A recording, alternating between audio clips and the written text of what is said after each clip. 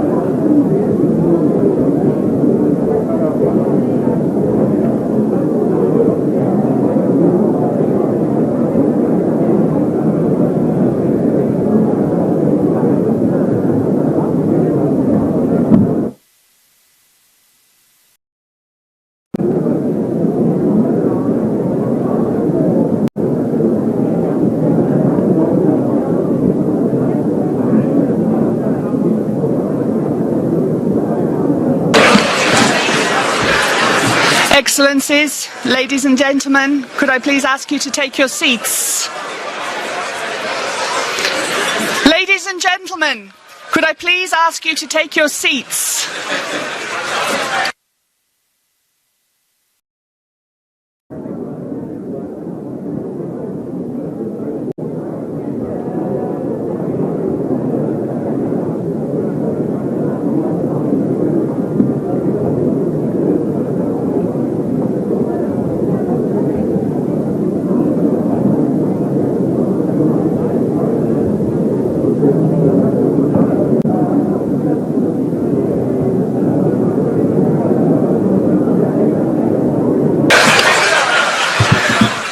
Ladies and gentlemen, if I could ask you to take your seats, we would like to begin.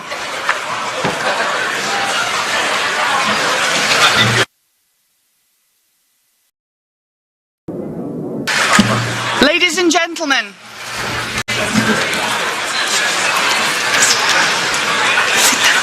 we need to stop. Sit. Ladies and gentlemen, I would like to ask you to take your seats. We would like to begin this morning's session. Thank you very much for your attention. I would like to introduce to you the interpretation regime for this morning's meeting. You will have simultaneous interpretation in English, French, Spanish, Arabic, Japanese and Ukrainian. You can use the headsets and you can see the channels here behind us on the window. For your attention, please be aware that the opening session and the closing session today will be live streamed. I would just also like to draw your attention to the fact that the photographers will enter at the beginning of the session to take photographs, after which time they will leave. You will also find outside the room an information desk where you can get information about the programme, the location, and also the bilateral rooms if you have booked them or if you would like to make last-minute reservations. There is also a space outside for press interviews with journalists. And all the breakout sessions are indicated on the programme that you will find in the folder on your desk. It is free seating in the breakout sessions, so you're free to attend whichever of the 3 sessions you find the most interesting. And of course, we have hostesses and ushers available to help guide you to the different rooms and to the different locations. So please do not hesitate to ask for assistance at the information desk outside. So, this is all the housekeeping points for this morning. I'm very happy now to introduce the High Representative and Vice President of the European Commission, Mr. Josep Borrell, who will open the Schuman Forum. Thank you very much.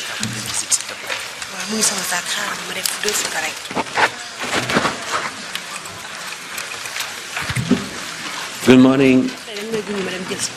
Good morning to everybody. Excellencies, ladies and gentlemen, thank you to all of you for joining this first ever Schuman Forum on New Security and Defence Partnership. Thank you to the European Parliament, dear David, for hosting us.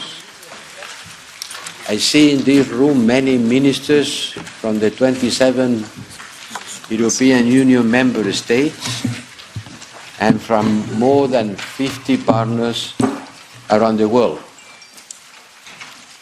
Many of your countries contribute in one way or another to our 21 civilian and military missions and operations deployed around the world.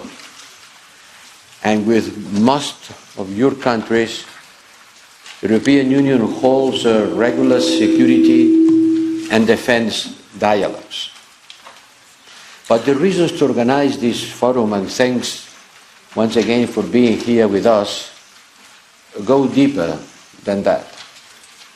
There are at least 3 issues or 3 questions that I would like to raise with you in this opening session. First, why do we need partners? Second, what can the European Union offer to our partners? And third, what can we do together? So, first question, why do we need partners? The answer looks obvious.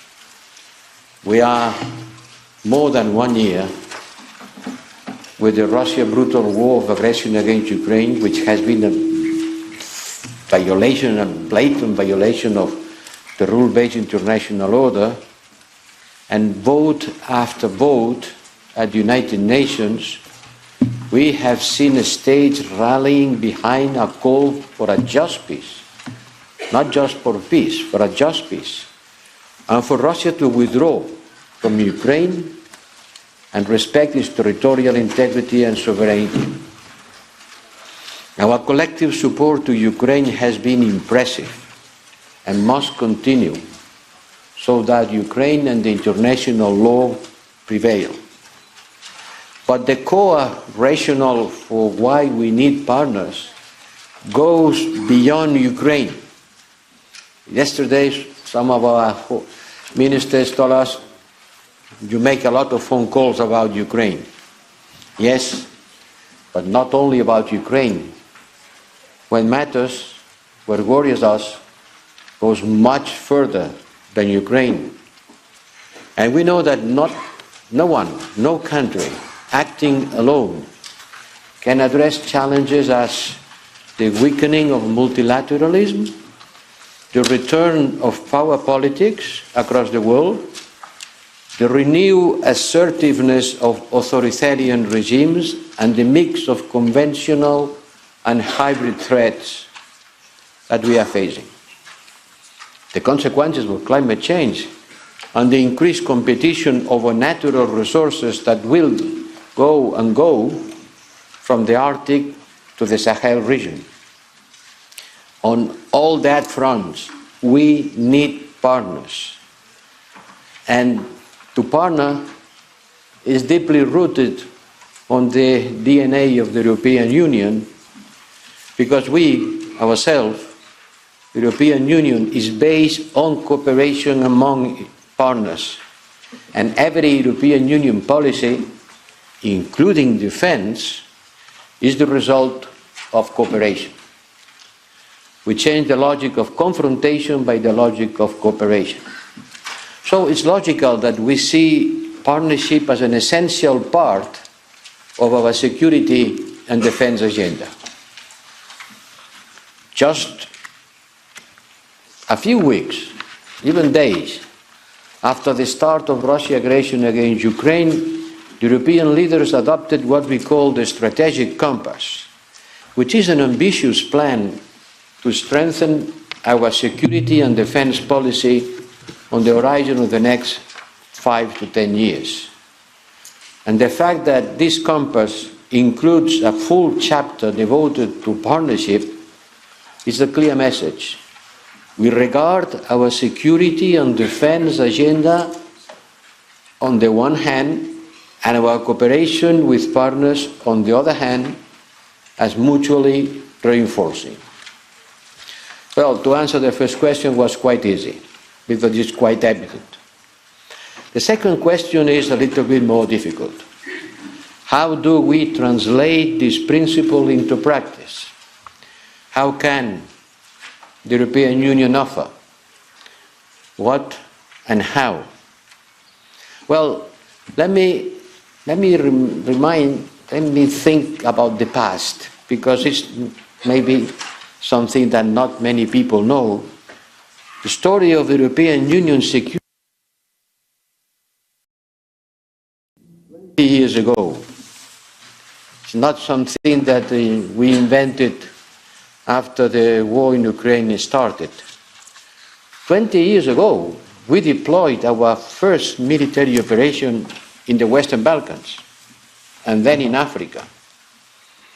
And after, it has followed 2 decades of engagement, deploying over 40 missions across all continents, up to the most recent missions for Ukraine, certainly, but also for Armenia and Niger.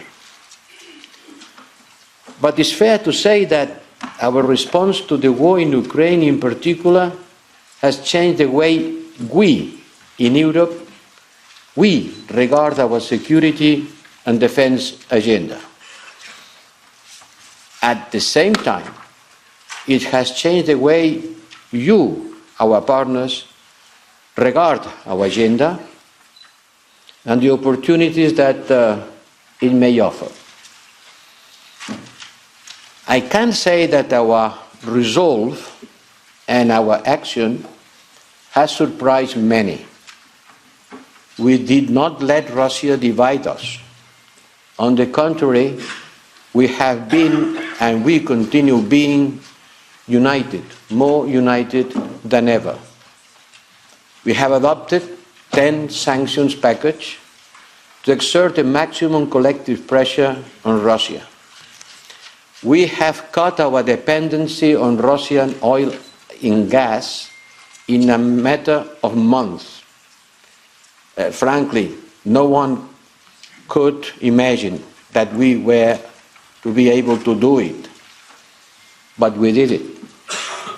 We have mobilized 3.6 billion so far under the European peace facilities to support Ukraine with military equipment. And we have broken a taboo by financing the supply of weapons to a country at war using not the resources of the European Union budget, but our community resources.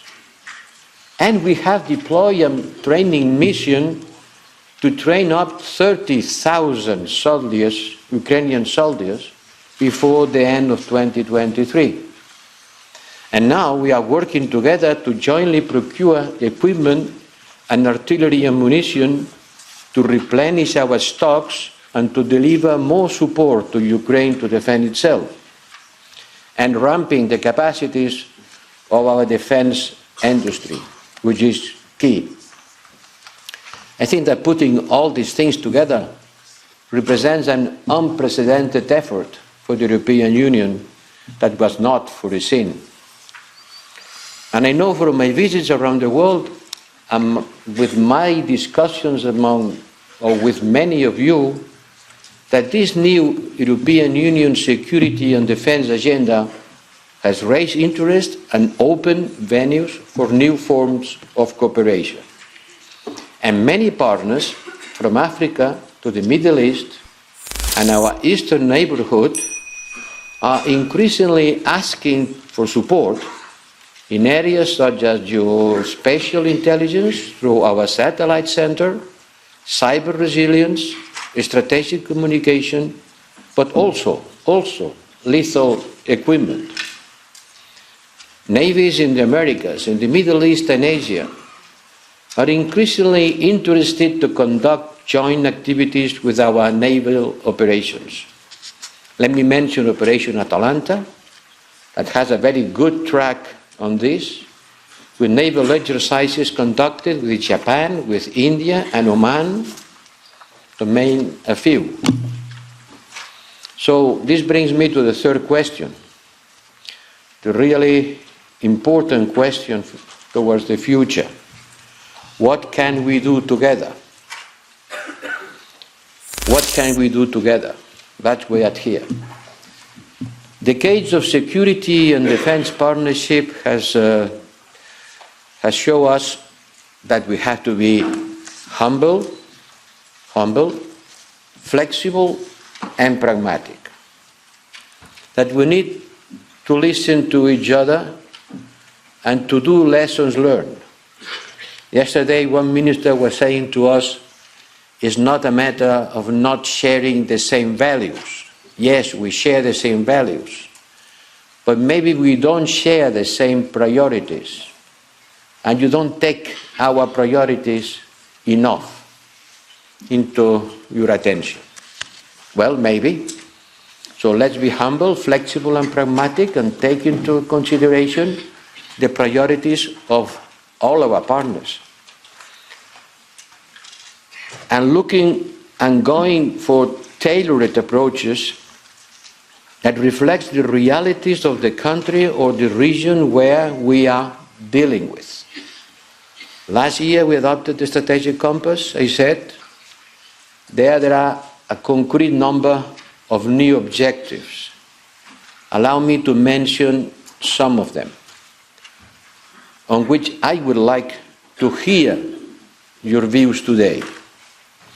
The first one, we have to enhance the effectiveness of our civilian and military missions and operations in supporting our partners.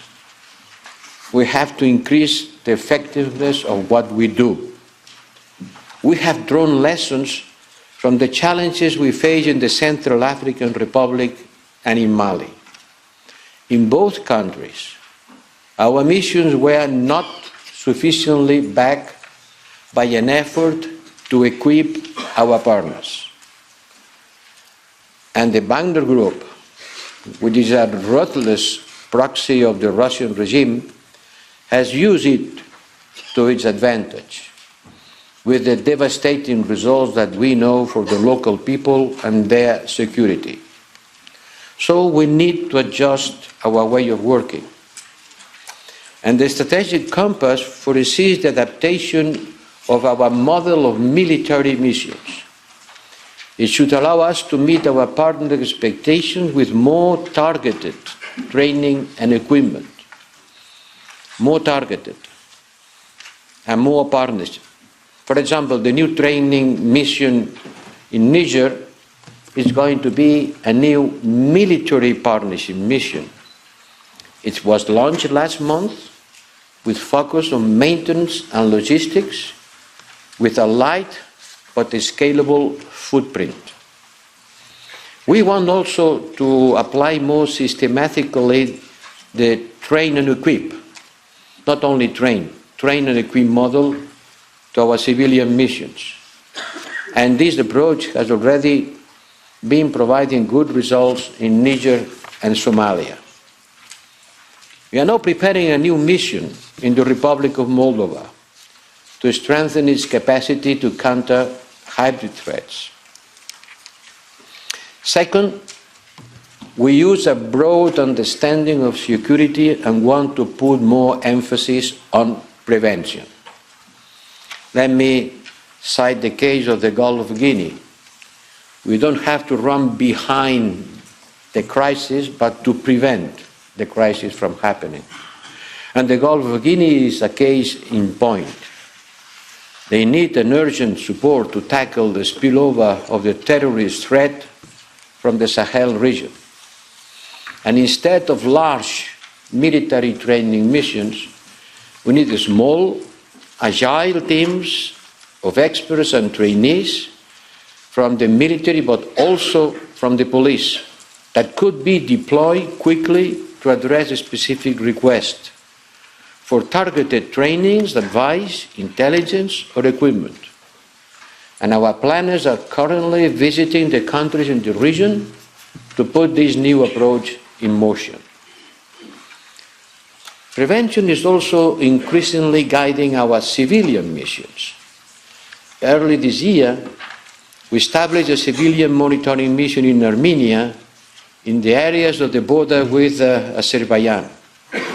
The aim is to contribute to build confidence between the two parties through a permanent and visible European Union presence on the ground. Third, we want to maximize the potential of the European Peace Facility. Nobody was expecting that, but the history has made the European Peace Facility a real game changer for our missions and operations and our relations with our partners.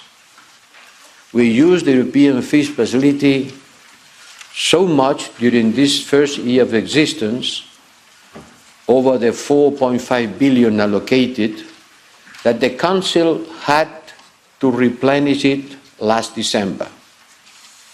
And I'm sure they will have to do it again. And without a doubt, it has been a crucial instrument to respond to Russia's war in Ukraine. But once again, it's not just about Ukraine. The EPF is a global instrument. It has enabled us to support African peace operations from Somalia to Mozambique, from the Lake Chad to the Sahel region, as well as our individual partners from Georgia and Moldova to Niger, from Bosnia and Herzegovina to Lebanon and Jordan. And we will continue doing that. We know that our partners are increasingly interested in lethal support. Yes, what we have done for Ukraine can and will be done for others. And the first assistance measure to provide lethal equipment for African partners, Niger and Somalia, will be adopted soon. With that, the European Peace Facility can act as a structured and transparent trust fund for the international support for Ukraine, for example, and this is how a partner like Norway understands it, and thank you to Norway for channeling your support through the European Peace Facility and for contributing with personnel to the European Union training mission for Ukraine. That, as I said, will train 30,000 soldiers by the end of the year.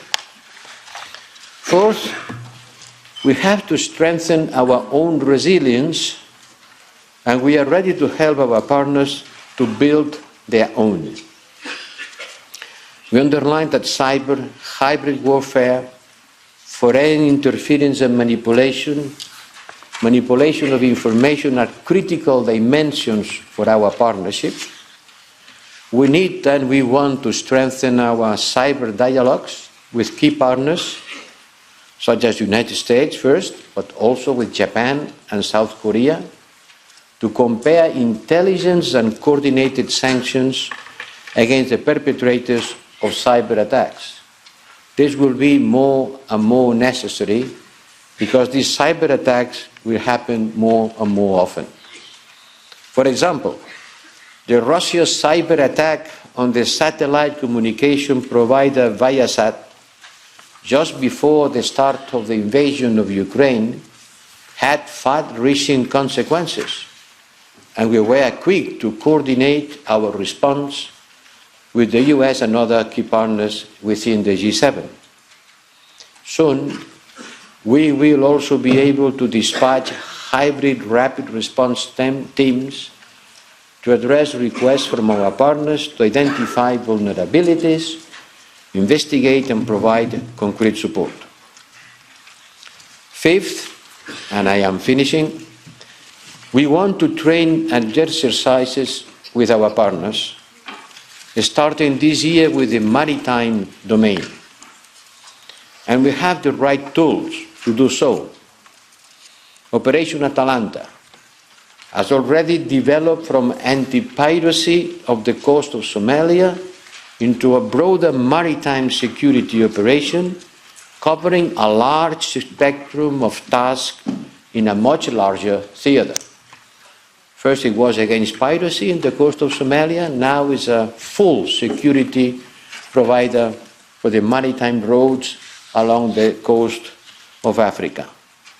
The last few months, Atalanta seized large volumes of drug, depriving Al-Shabaab from major revenue. We are developing a second coordinated maritime presence in the northwestern Indian Ocean, building on the first experience in the Gulf of Guinea. And we hope that this will enable cooperation through ports calls and common exercises with countries in both regions. We organized live maritime exercises with partners. At the end of March, 2 Atalanta frigates will undertake exercises with a U destroyer. We want to do the same with Japan and Canada. We also remain active in the Indo-Pacific on maritime and other security issues with ASEAN. We have set up a concrete project on enhancing security cooperation in and with Asia. 6, we want to see our defense initiative paving the way for enhanced cooperation with partners. We have opened PESCO, our PESCO projects on military mobility to Canada, to Norway, to the United States, and more recently to the United Kingdom. If you look at the European Defence Fund, a number of participants in our industrial programs are controlled by non-European Union entities. As long as they fulfill our criteria, our partners are invited to join our defense initiative. And this is the perfect illustration of our commitment to work with NATO allies in the spirit of our joint European Union-NATO declarations. But it's not just NATO. A new number of partners, from Norway to Ukraine, Serbia, can enjoy cooperation with our European Defence Agency. As you can see from all these examples, we are committed to shaping mutually beneficial partnerships at the bilateral and regional level. Yes, the war in Ukraine has tested the solidity of the relationship between the European Union and NATO. And the result is clear. Our cooperation is stronger than ever. Our political unity is rock solid. Our efforts at all levels are closely coordinated and mutually reinforcing. And in the field, from Bosnia and Herzegovina to Kosovo and Iraq, we are working hand in hand. This cooperation is equally valued with the United Nations. In all theaters where our missions are deployed, especially in Africa, the United Nations can count on us, on our continued support, from political and operational coordination to information sharing, satellite imagery. All kinds of coordination is open to the United Nations. And we want to do that also with the OSCE, the African Union, and the ASEAN. Dear colleagues, it has been a broad travel through what we want to do with European defence projects. Our security and defence agency agenda is broad, and we are developing our capacities fast, because the world's needs and the security challenges we are facing are also growing. They are enormous. So we need to work more together. Be smart and creative. Together, we are stronger. And this all begins by thinking clearly and listening to each other carefully. This is our purpose. That's what I invite you to do just today, stating your views, your needs, your expectations, your concerns. This is the purpose of this Schuman Forum. And I want to thank you again for being here. And let me also, again, to thank the European Parliament. Once upon a time, I was president of this House. And I could never imagine that one day I was going to be here pushing for something such important as the European defence capabilities in a challenging world. So thank you for providing us with a great venue for our debates. Thank you to all of you for being here. I'm sure there is a lot of things that we can do together. Thank you.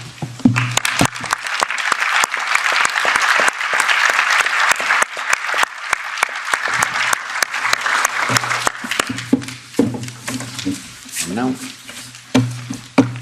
now, here's you.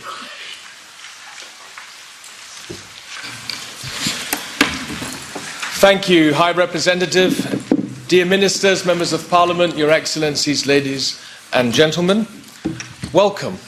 Welcome to all of you here in the European Parliament for this first edition of the Schuman Security and Defence Forum. On behalf of my colleagues, let me say we are delighted to host you in our premises. This event is taking place at a crucial time. As rightly mentioned by the High Representative, the world is facing enormous geopolitical challenges. This forum is gathering, and it's an impressive view from up here, hundreds of high-level participants to precisely debate about how we will manage these common challenges just described by the High Representatives together.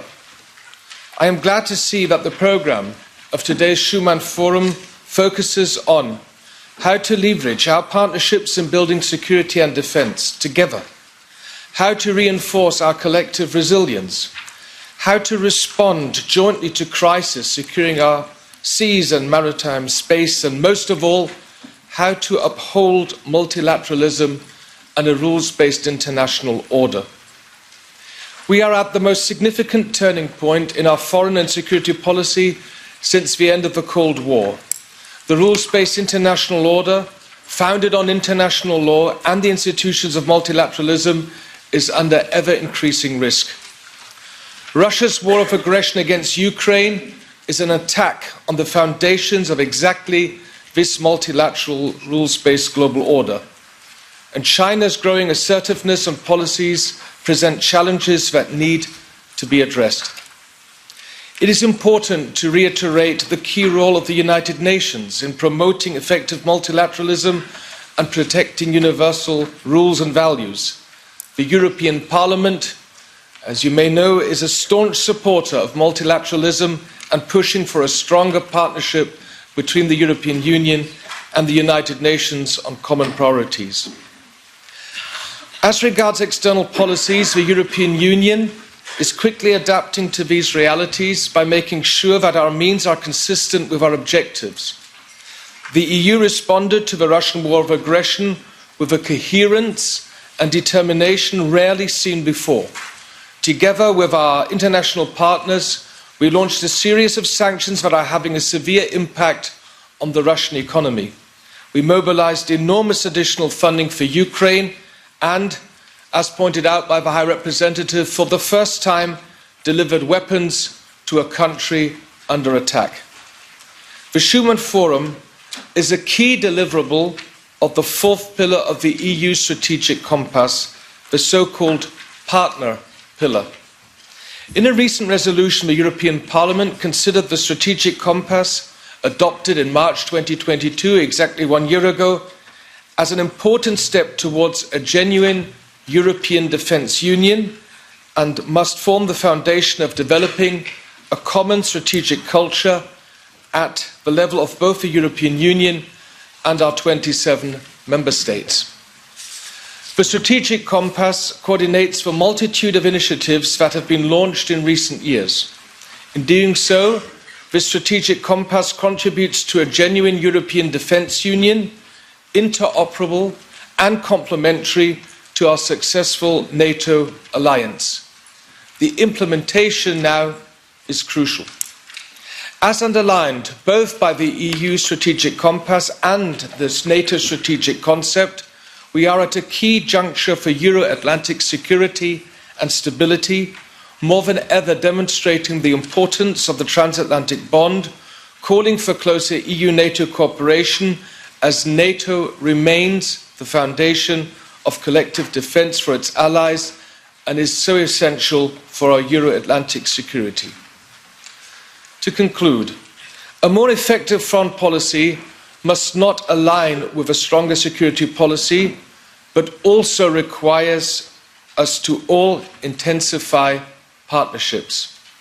This is exactly why it is so important that the European Union and our member states are strengthening their relations with international organisations and partners you all represent. To complement these actions, the European Parliament's Committee on Foreign Affairs is putting a strong emphasis in developing our partnerships around the world, with recent visits to the African Union, the Gulf Cooperation Council and ASEAN. The European Parliament engages with counterparts all across the world and especially with national parliaments, as we want to signal that the foreign and security policies should be enshrined in strong democratic institutions and are the subject of democratic debates also with our citizens.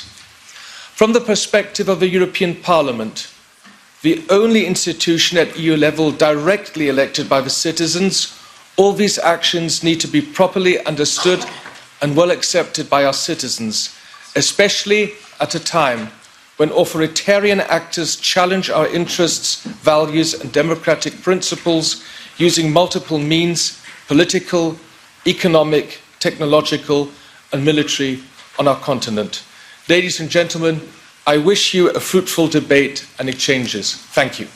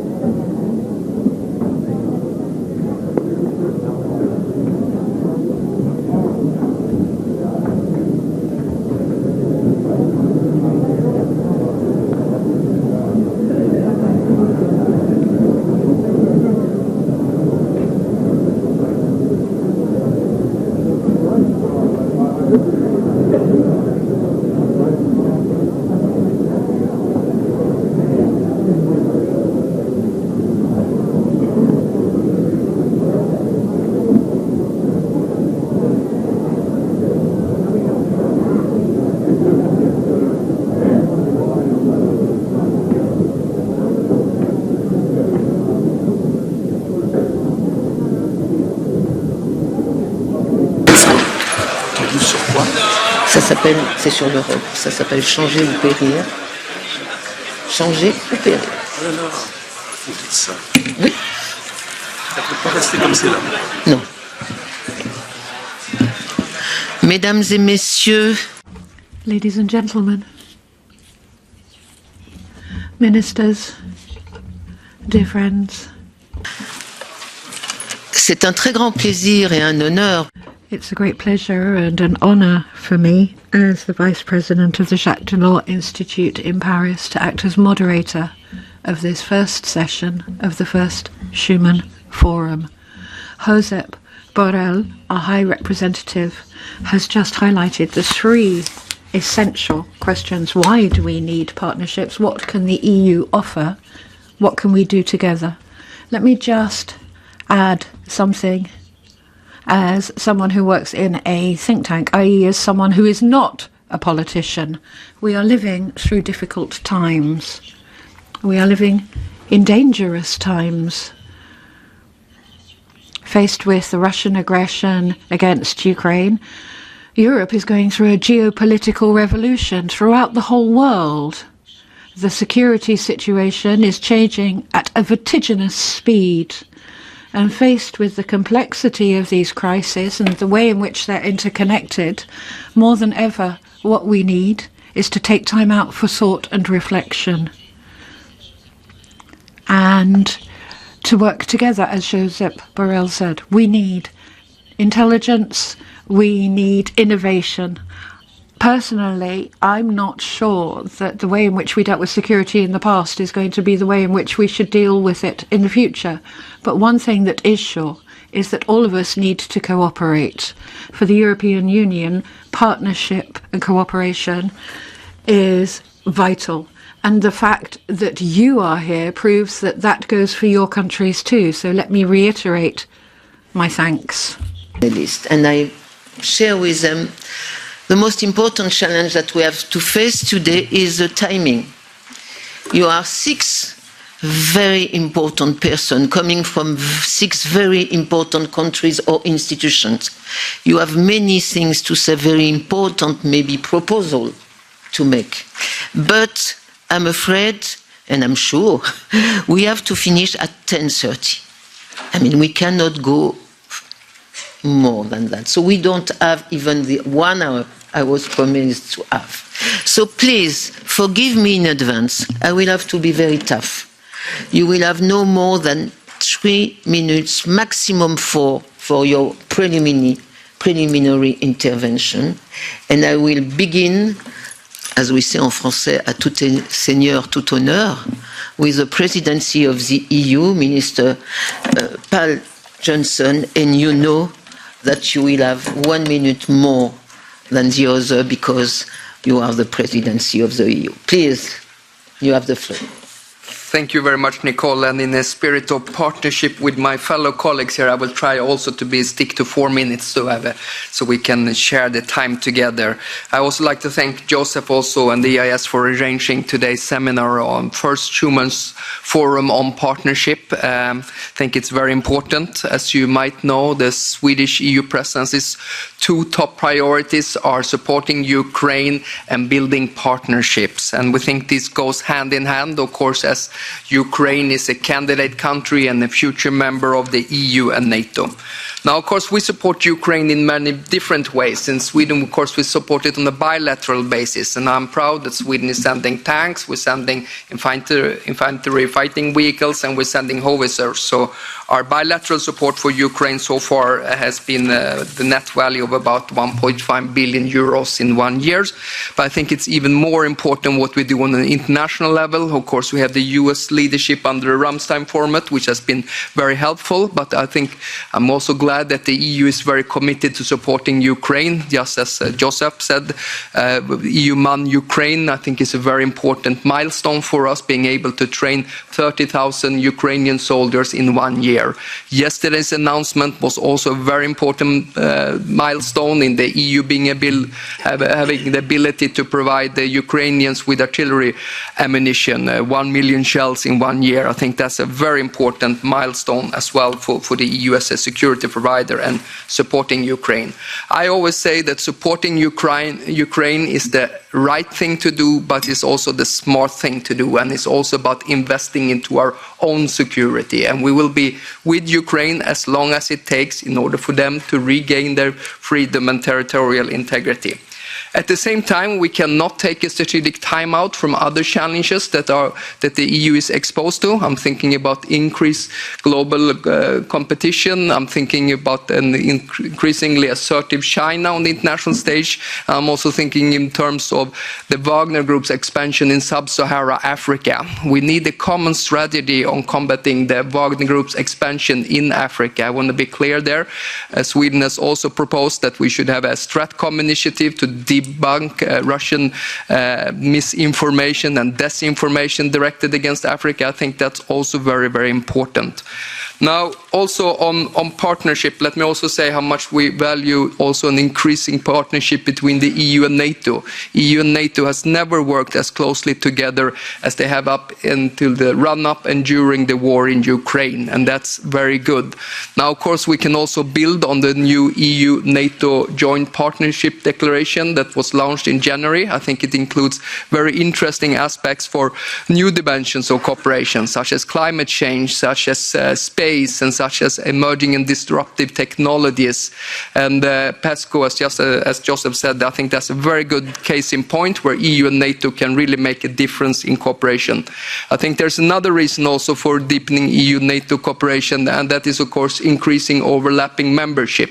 Sweden and Finland hopefully being on our way into NATO, and Denmark being fully engaged into the European security and defense policy. So overlapping membership with respect to the different division of labor, where the EU's as a security providers, its best added value is in the nexus between internal and external security. That's what we can very well deliver. And then, of course, when it comes to Article 5 and common defense, that's something that's a job for NATO. That's the national division of labor that we see. Secondly, on EU's partnership as well, I think we're very encouraged also with as the High Representative said, having individually tailored partnership. Here, I think the EU and the United States can do many good things together, and I'm very glad that we're well on our way to closing an association administrative agreement between the EDA and the United States. That's good progress. We want to work with Canada, Norway, United Kingdom, and also with Turkey. I think that's very important, and Iceland on this kind of individual partnerships. So that's indeed is very, very helpful for us on that dimension. Just finally, some thinking on how we do this well and effectively. And just as the High Representative said, I think it's very important we have this individually tailored partnership. We make sure that this kind of meeting just don't generate more meetings, but they actually accomplish operational effect. I think that's really a key for us to when we work on the partnership dimension. The other thing is, I think, for us in the EU, when we launch new initiatives, being the hybrid toolbox, being this new space strategy for security and defense, being the updated maritime strategy that we're doing, or the hybrid toolbox, I think what we need to think of is partnership from the start, because there's very few things, unfortunately, that the EU can accomplish if we don't have these strong partnerships with key countries. Last point I want to end up on. I always say that history is changed by good decisions that are implemented. EU building partnership is such a good decision. So what we need to focus is on implementation, and implementation also on partnership. I'll stop there. Thank you. Thank you very much, and I congratulations for having respected so much the timing of this first intervention. I have some questions, but I think I will have all the panelists together, and then I will maybe begin with the first question, hoping that we will have time also for debate with the room. The second speaker on my list is Defense Minister from Niger, Monsieur Akassoum Indato. Bonjour, bienvenue. Good morning, welcome. You have the floor. Bonjour et merci de nous donner. Good morning. Thank you for giving us this opportunity to take part in the first forum, which is something particularly important for a country like Niger. As you know, Niger is a country which has been confronted with terrorism just after the crisis in Libya. Unfortunately, we didn't have an army that was sufficiently prepared to deal with such a crisis. That was the case too with Mali, Burkina Faso and other countries at that time. We very quickly did receive support though, and partnerships with countries in Europe who helped us to set up an army, to train that army, to equip that army, and provide it with the necessary logistic infrastructure to face the crisis that we were facing, which meant that our army could do what it was meant to do, defend our country and ensure that our population could actually go about their daily lives. The partnerships that we built up was a bilateral partnership primarily. There were many countries that entered into commitments to help us to restructure our army. And there were European countries like France, like Germany, like Belgium, like Italy that were involved. Countries as well, though, that aren't European. The US and Canada, who were our main partners and allowed our Nigerian army to be set up and equipped and to meet the challenges facing it. Now we're in a situation that is under control, and what I would say is a partnership will only be productive if you have sufficiently strong national armies entering into that partnership. And that's the challenge facing many countries now. They need national armies that are strong, that are trained, that are equipped to be able to deal with the challenges facing them. If they're to be genuine partners. If you don't have a national trained, equipped army, then it will be the partners that will have to step up and do what the national army should do, which means the partnership is going to be a difficult partnership.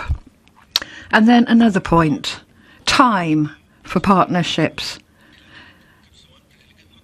Time can be seen as being the enemy that has to be overcome when it comes to trying to train armies. The challenges in our sub-region could perhaps have been kept under control had we reacted more quickly.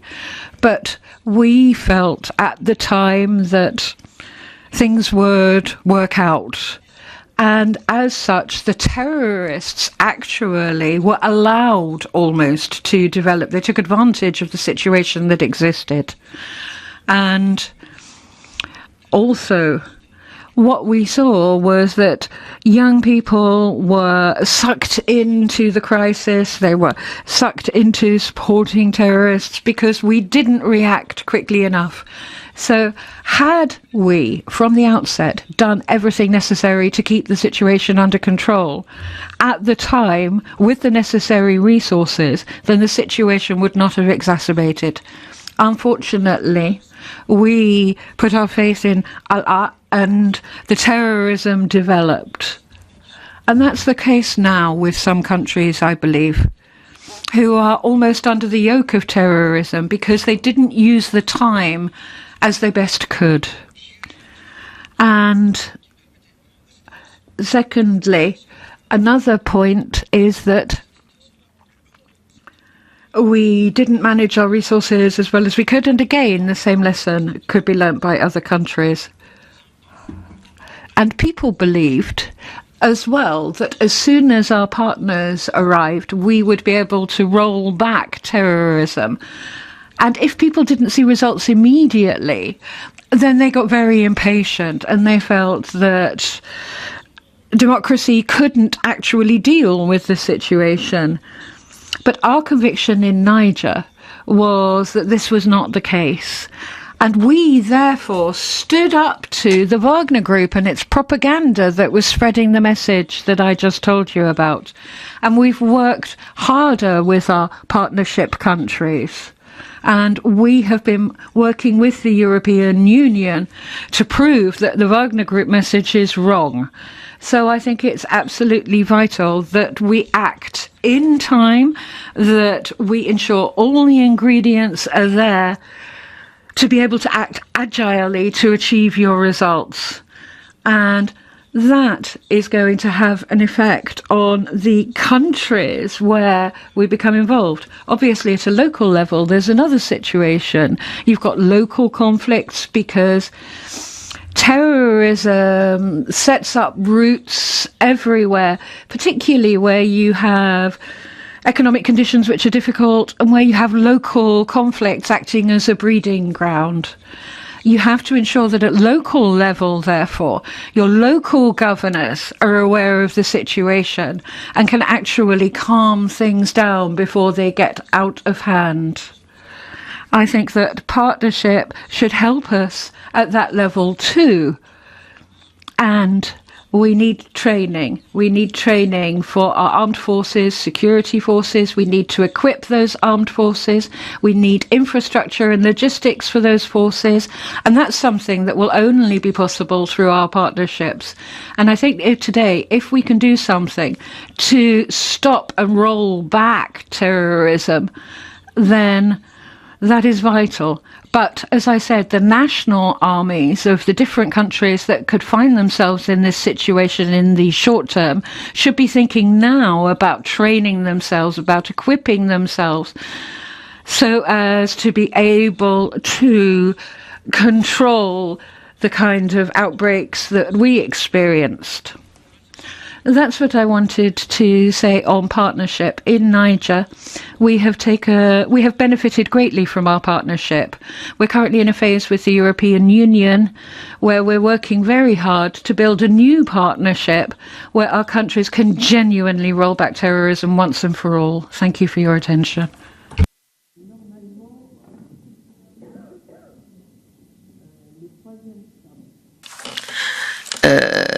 The third panelist normally has to be from Ukraine. I don't know if we have the link. I must say first that le ministre de la Défense, le ministre des Affaires étrangères. We have the Foreign Affairs Minister who was originally scheduled but unfortunately can't be here, and qui est donc he is the Deputy Minister for Defence and European Integration. Minister? Good morning. I don't know if you speak French or English, but anyway. Bonjour. You have the floor, but maybe you were not here at the beginning. We have a very tough rule to respect. You have 4 minutes maximum. Thank you. Thank you, Nicole. And I had a chance to listen to the conversation. I think it's a very impressive forum and a very impressive kick-off of this conversation. Excellencies, it is an honor for me to be among our closest friends. And Minister Reznikov asked me to pass on his regards and his apologies for not being able to join this conversation. Indeed, he had to change his plans because of his war-related duties. So to kick off this panel, or this conversation, I will keep away my minister's notes and just mention several lessons that we in Ukraine have learned in this very difficult year. First, we have learned that things can change and get very brutal in literally no time. And it means we must act very quickly accordingly. A couple of weeks ago in Stockholm, Minister Johnson told our delegation how his nation and the European Union had to change the usual way of doing things in order to assist Ukraine in a very quick manner. And we do appreciate that a lot. Indeed, time is of the essence today. We are running against the clock with the situation on the battlefield. as we speak, Russia keeps killing us, destroying our country, kidnapping our children, and planning more offenses against our neighbors. Second lesson, it's the lesson of solidarity. We know that this extraordinary solidarity has been crucial for our collective security, and it has been the biggest upset for the aggressor. We just heard from Mr. Borrell about this fantastic initiative of supplying Ukraine with 1 million of artillery shells. This is how it should work. It's going to save lives and it's going to bring peace closer, and we greatly appreciate this initiative. Our new challenge is how to build what I call sustainable solidarity, how to make sure that we keep the momentum, we keep this cooperation for long-term goals. Our third lesson is that we need to be proactive and not reactive. We are dealing with this existential threat, and this is why we do need to use high beam, and High Representative Borrell just set up very impressive and challenging agenda. We need to be strategic, and we need to be strategic, including conversation about the future, about the recovery, about larger NATO, and about stronger EU in the future. Fourth, we need to make sure that our tolerance is not taken by our enemies as indulgence. We need to make sure they understand that our carefulness is not our weakness and it's not our fear. That is why justice is so important. That is why the arrest warrant for Vladimir Putin issued by the International Criminal Court is important. We must leave no heir to impunity. Finally, we need to adjust and adapt. The United Nations, with a veto privilege for a terrorist state led by a criminal, is a risk for the world. EU and NATO, where one nation can block life-dependent decisions, is a risk. We collectively have learned how to take good and bad lessons seriously. We should be flexible and we should be ready to embrace changes. But I guess our biggest lesson of this very dramatic year is to cherish friendship, to cherish partnership, to cooperate. And on behalf of my country, on behalf of Ukraine, I would like to thank all of you for this extraordinary support. This will help us to bring peace to the continent, and we will remember this forever. Well, thank you very much.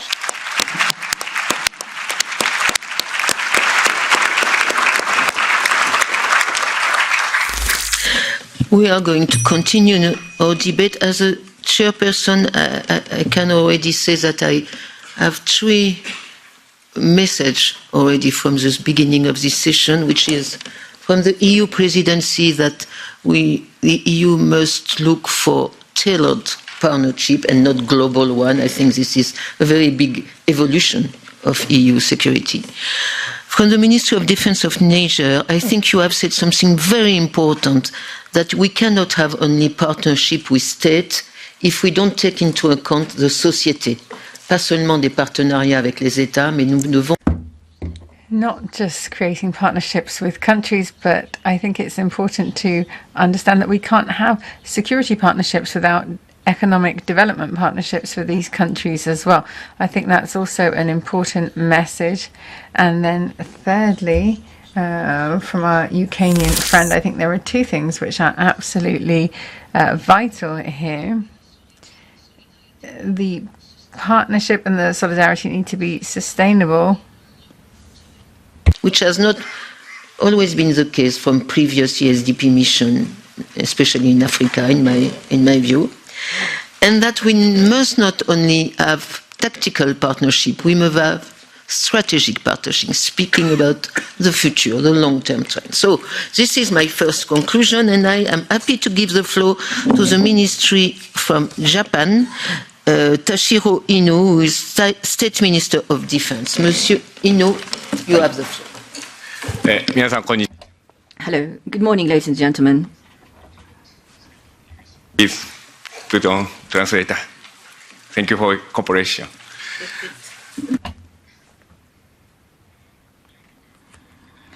Good morning, ladies and gentlemen. My name is Toshiro Ino, and I'm the State Minister of Defense of Japan. It's a great honor for me to attend the Schuman Security and Defense Partnership Forum. And as a partner country, the EU, I'm in the Indo-Pacific region. I'm delighted to have this opportunity to take part, and I'd like to express my gratitude to everyone who involved in the organising of this forum. In March of last year, the EU adopted the EU Strategic Compass, which outlines the EU's security and defence policy. There have been joint naval exercises with partner countries, also the calling of ports jointly, and patrols are part of the policies. In that sense, our cooperation has been strengthened, and we, of course, welcome, this closer cooperation. Currently, as we can see from the events in Ukraine, the international community faces a very challenging situation when it comes to security and defence. As a country that shares the same values as the EU, namely attachment to the international order characterised by openness and freedom that is underpinned by the rule of law, Japan will strengthen concrete cooperation with the EU in order to uphold this order. We believe that this will deter challenges to the international order, and it will contribute to the construction of peace on a global scale. Today, the Prime Minister Kishida is visiting the Ukraine and is meeting President Zelensky. We have a strong will to support the Ukraine, and a unilateral attempt to change the status quo must be resisted, and this is a clear demonstration of our commitment to this. Until now, we have contributed to the tune of $7.1 billion to the Ukraine. It is the largest amount given to the Ukraine so far. We will continue to support the Ukraine in terms of its military operations and also in terms of its recovery and reconstruction. In December last year, Japan adopted the National Defense Strategy, and in this, we will work with the EU member countries as a basis to strengthen the cooperation with the EU to ensure that there is peace in the Asian region and the Indo-Pacific. We will strengthen our cooperation through such efforts. With the EU's strategic compass, we are going to be working together to bolster our cooperation. In terms of the national budget, over 5 years, we will increase this by 1 trillion a year, and this will reach 10 trillion Japanese yen, 2% of the GDP. Of course, we have seen hybrid warfare in the Ukraine. We have gained various know-how in this regard. Cybersecurity, of course, is important. Strategic communication is important. Information warfare is also important. We need to cooperate also in these areas and strengthen our cooperation. Also, currently, we are seeing an attempt to unilaterally change the status quo through the use of force. Of course, in this multipolar world, this event can occur anywhere in the world. The European security and Indo-Pacific security, these cannot be separated. And as such, we need to work closely with our partners. We want to work closely with the High Representative, the EU, and with our partners to ensure that our common values are defended, whatever situation may prevail. And Japan is ready to contribute actively in order to achieve this goal. Thank you very much for your kind attention. Thank you very much. Thank you, thank you. It's my fault if the first three speakers have not been applauded, because I was so much looking to my watch that I deprive you for applaudissements, but I mean, you need them. So at the end of the session, you will have a full aura from the room. The fifth panelist is Stéphane Dion. Stéphane Dion, vous venez du Canada. You come from Canada, a special envoy for the EU and Europe, and ambassador in France. So thank you very much. You have the floor. Thank you very much, Madam President, and thank you very much for giving me the opportunity to say, even though it's been said many times before, but I think it's worth repeating. Now we see the horror of war on European soil again. The EU is a wonderful realization after countries that were fighting each other for decades have become the best of friends. So you ask about Canada's cooperation with the EU on a security level, absolutely, yes. As one of the most European, non-European countries, Canada is always willing to strengthen its partnership with the EU in all aspects, and particularly when it comes to security, defence and peace. The holistic, comprehensive, integrated approach of the European Union as an essential, like-minded geopolitical and strategic partner for us. I will mention 3 areas where we could take our long-standing partnership on security and defense even further. So 1 minute by area. Okay. The first is, of course, our steadfast joint support for Ukraine. We need to find the optimal way to coordinate and amplify our efforts to support Ukraine across a number of areas: humanitarian, economic, and military. The European Union and Canada, we need to optimize our coordination. Our respective training missions, for example, where we need to coordinate our efforts. Canada was pleased to meet with our EU colleagues shortly after the launch of the European Union Military Assistance Mission in Ukraine to share lessons learned and establish coordination with our own military training and capacity building mission in Ukraine, Operation Unifier, which has been providing training to Ukrainian security forces since 2015, so we have some experience to share. Both EU and Canadian missions are focused on leveraging their expertise and maximizing their resources to effectively meet the training needs of the Ukrainian security forces. Of course, Canada's commitment extends beyond Ukraine to the whole Euro-Atlantic region. Since 2015, Canada has led NATO's Enhanced Forward Presence Battle Group in Latvia and is in the process of ensuring that this battle group can scale up to brigade size if and when required, as agreed by our leaders in Madrid last June. This commitment, our largest in the world, builds on decades of Canadian presence in Europe. Canada and European Union must also further coordinate their efforts to get the whole international community to agree that Putin's war against Ukraine is not just a European problem.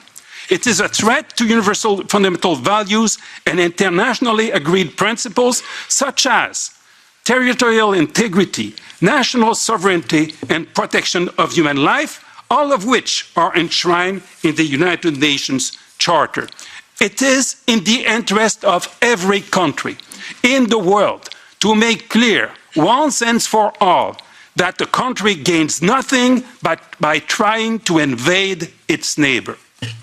My second point, EU-Canada cooperation is needed to face climate change and environmental degradation as threat multipliers. The geostrategic security of the world, food and energy security, and above all, the secure supply of water are at stake. Via the EU Climate Change and Defence Roadmap and the Canada-EU Working Group on Energy Transition, and as Canada will host the new NATO Centre of Excellence on Climate and Security, let us seize every opportunity to cooperate closely in all of these key areas. Third and finally, not only must the European Union and Canada intensify their cooperation on European soil, but let us see what more we could do together for the security of Africa and the Indo-Pacific. In particular, Canada has just launched its new policy for the Indo-Pacific, which opens up all sorts of areas and possibilities for useful cooperation with Japan, but with the EU as well, and including via the EU's Global Gateway and via defense cooperation.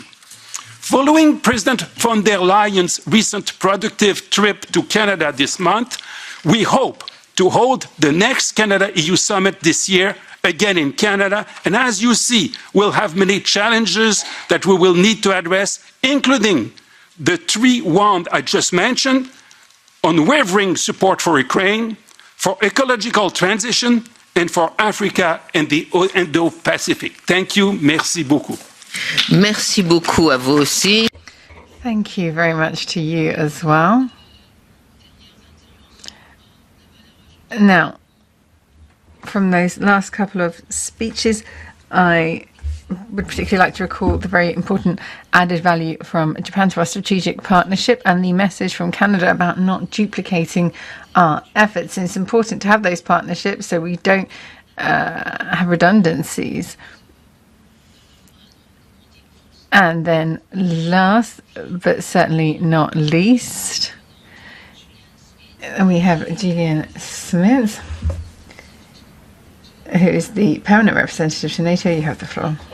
Representative Borrell, ministers and honored guests, thank you so much for the invitation to join this panel today, and congratulations on this event. It's a wonderful opportunity to step back and take stock of the many developments that have been unfolding inside the European Union just over the last year. I think there's no question that we're going to look back on 2022 and 2023 as a very pivotal moment for the European Union as it relates specifically to security and defense issues. And the U.S. applauds all of those developments, many of which we've already covered here this morning.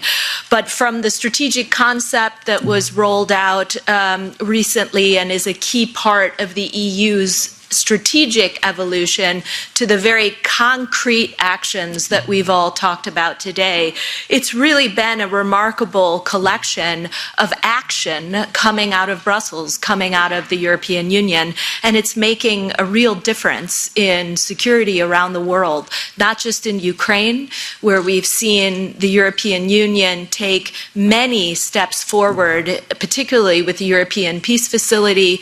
It's billions of euros of support for security assistance and lethal assistance to the Ukrainian troops that are defending their territory, but also the very important training that's going on. Tens of thousands of Ukrainian troops being trained this year. You heard the High Representative and others mention that earlier today. But again, it's not just about how the European Union is supporting Ukraine in very concrete terms and making a real difference week by week, month by month in supporting the people of Ukraine. It's about what the European Union has been able to do in many other corners of the world. And again, we've heard from our panelists already today about some of those initiatives. I would just highlight the Balkans, the Western Balkans in particular, where NATO is grateful for the leadership role that the European Union is providing in places like Bosnia and Herzegovina with its EUFOR mission, where the EU is leading the way on the facilitated dialogue between Kosovo and Serbia with a significant breakthrough just in recent days. And so congratulations to everyone who worked hard on that. But those are just a few examples. And then on the EU-US front, there's plenty to celebrate there as well. We have a US president right now, and President Joe Biden, that came into the Oval Office first day and was committed to America's relationship with the European Union. He asked us in the transition before he arrived in the Oval Office on how he could strengthen America's relationship with this organization. And we've moved out on that. We've created new structures. We now have an EU-US dialogue on security and defense issues. We have an EU-US dialogue on China, on Russia, and we're working hand in glove all the time, not only on Ukraine, but a whole variety of issues. And as my Swedish colleague mentioned, we're close to finalizing the administrative agreement between the United States and EDA, which is going to be a significant step forward in our relationship in this realm of security and defense. We've also welcomed the European Union into the Ukraine Defense Contact Group, or the Ramstein Group, as many refer to it. And there the European Union comes month after month with new contributions, fresh thinking, and innovative approaches. And we're proud to have the European Union at the table, as well as the 50 other countries that join us in that forum, to think about new and innovative ways to provide security assistance to the people of Ukraine. And as the European Peace Facility now rolls out with this new commitment to move faster and more efficiently, hopefully, towards procurement, particularly multinational procurement, to get more assistance, particularly as it relates to munitions, to the people of Ukraine. The United States hopes that it can also contribute to that effort as the European Union looks at not only EU countries for that type of speedy assistance to Ukraine, but hopefully in the future some non-EU countries can contribute to that effort as well. Lastly, I'll just say on the NATO-EU front, plenty to applaud and celebrate there. We have our third joint declaration, which was a major turning point and step forward for the relationship. We've had countless rounds of cooperation where EU representatives join NATO ministerials, NATO summits. We had 3 last year. The EU was present at every single one. Why?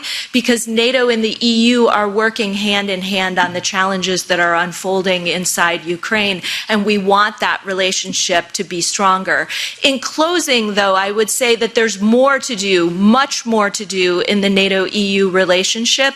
There's plenty of work we can do in meeting. We need to get a NAC PSC meeting on the calendar as soon as possible. It is not good that NATO and the EU met in that format only once last year. We can do better than that, and the US would support efforts to do that. Similarly, I would suggest that the EU and NATO look at ways to focus on other areas where they can strengthen their relationship, whether it's on critical infrastructure, resilience, emerging and disruptive technologies, climate security, regional challenges, again, like the Western Balkans, or in strengthening our partnership with many countries represented in this room. So in closing, I've gone too long. We are thrilled to be with the United States present in this room. I look forward to hearing more about additional measures the EU will take in the months and years ahead. Thank you. Much. It's exactly 10:30, donc nous devons clore. Okay, we need to close the debate that we unfortunately didn't get a chance to have. I hope that you are satisfied and perhaps slightly frustrated for not having had the opportunity to go more in depth, but I would invite you now to participate in the different working groups that will take place. And thank you very much, and let's have a round of applause for our panel. Ladies and gentlemen, we will break now for 30 minutes for coffee. You can find the coffee break is outside of the room. And we will start the roundtables at 11 o'clock sharp. Just a reminder that the first roundtable will take place on the 3rd floor in the Spinelli building, so please cross the passerelle. The second roundtable will take place here. The third roundtable will take place on the 5th floor, and the ushers outside will be able to help you. Please be aware that the interpretation room in the breakout sessions will be English, French and Spanish, with Japanese provided in the breakout on securing our seas. And